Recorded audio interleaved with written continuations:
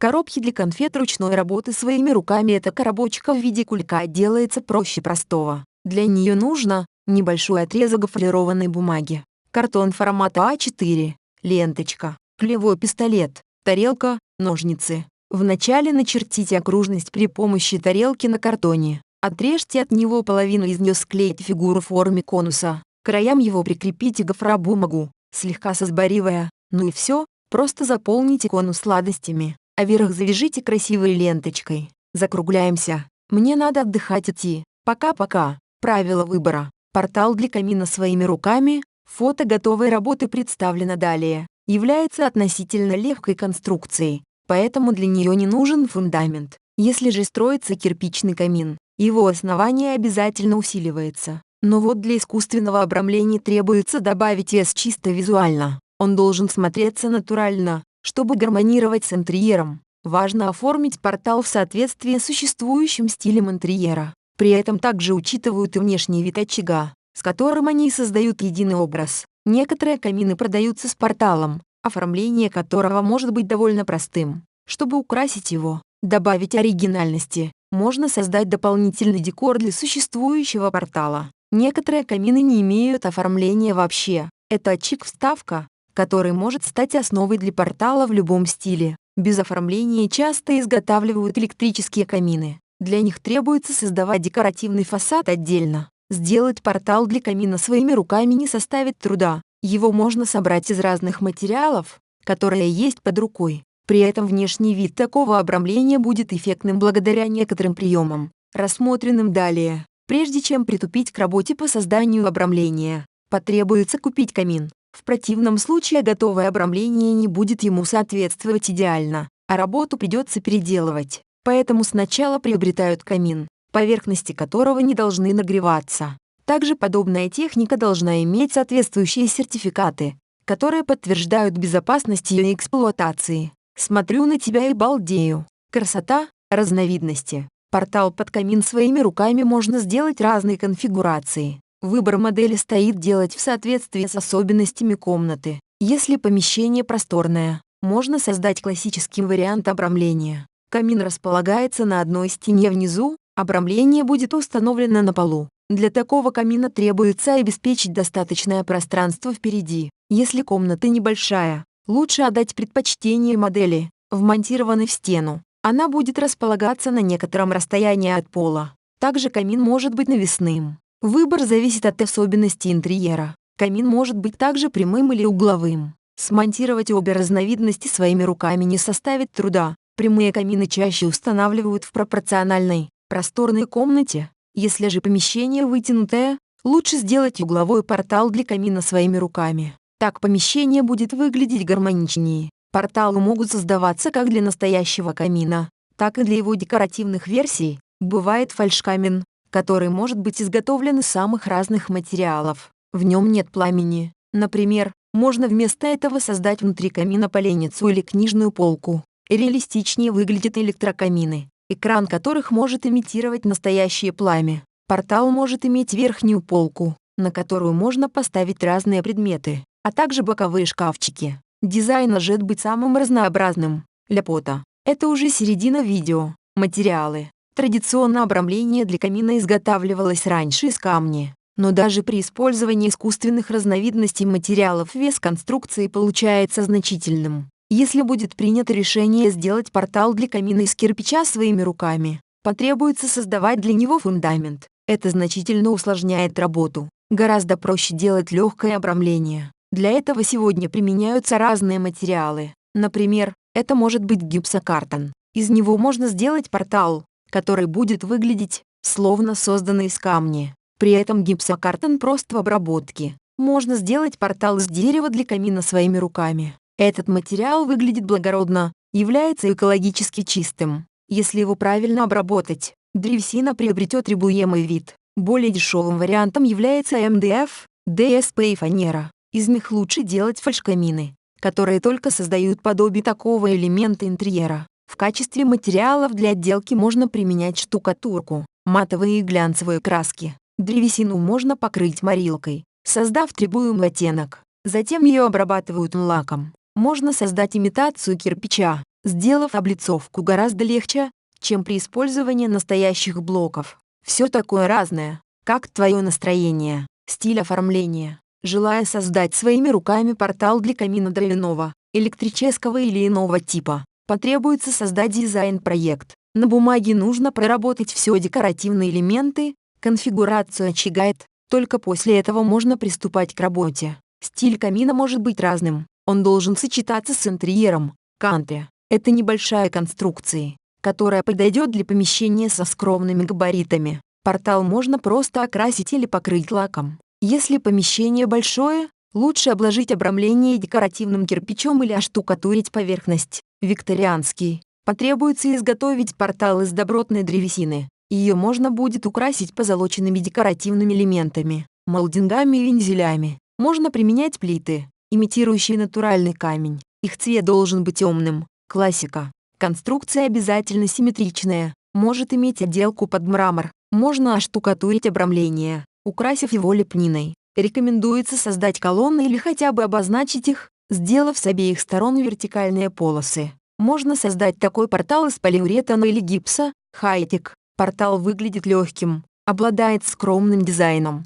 Лучше всего применять для этого металл или окрашенное стекло. Камин должен быть при этом компактным. Шале – это романтический стиль, который приветствует наличие громоздкой конструкции. Ее рекомендуется обложить камнем, а полку выполнить из массива дерева насыщенного оттенка. Удивляет твое терпение. Очень ценю. Портал из гипсокартона. Декоративный портал для камина своими руками проще всего сделать из гипсокартона. Для этого потребуется подготовить необходимые материалы, инструменты. Собственно, гипсокартона потребуется для работы совсем немного. Пригодятся обрезки, оставшиеся после ремонта. Если планируется облицовывать портал кафелем, гипсокартон должен быть водостойким. Каркас изготавливают из металлического оцинкованного профиля. Он прост в обработке, позволяет создать разную геометрию конструкции. Если планируется построить портал для электрического камина своими руками, его можно отделать кафелем или покрыть слоем штукатурки.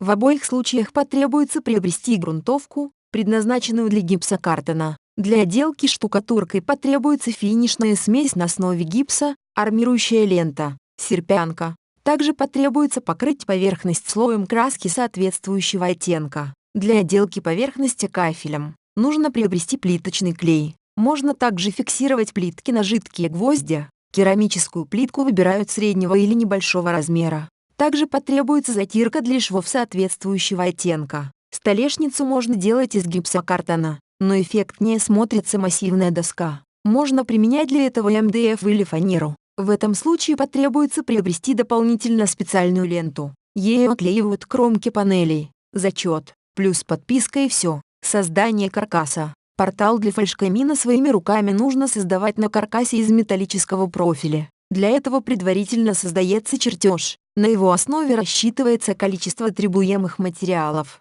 В соответствии с чертежем создается разметка на стене и полу. Для этого применяется мел или карандаш. Далее нужно нарезать металлический профиль ножницами по металлу. На полу устанавливается профиль, который в сечении имеет букву «П». Нужно проверять уровнем горизонтальных строек. Профиль фиксируют при помощи дюбель-саморезов. Далее на стене монтируются такие же горизонтальные части каркаса. После этого нужно прикрутить вертикальные планки из стенового профиля. Их дополнительно фиксируют на созданном основании конструкции. Далее создается верхняя обвязка. Стойки нужно дополнительно соединить ребрами жесткости. Их шаг должен быть не больше 60 см. Подиум также нужно усилить. Для этого устанавливают короткие вертикальные отрезки профиля на смонтированный каркас. Их устанавливают шагом 20 см.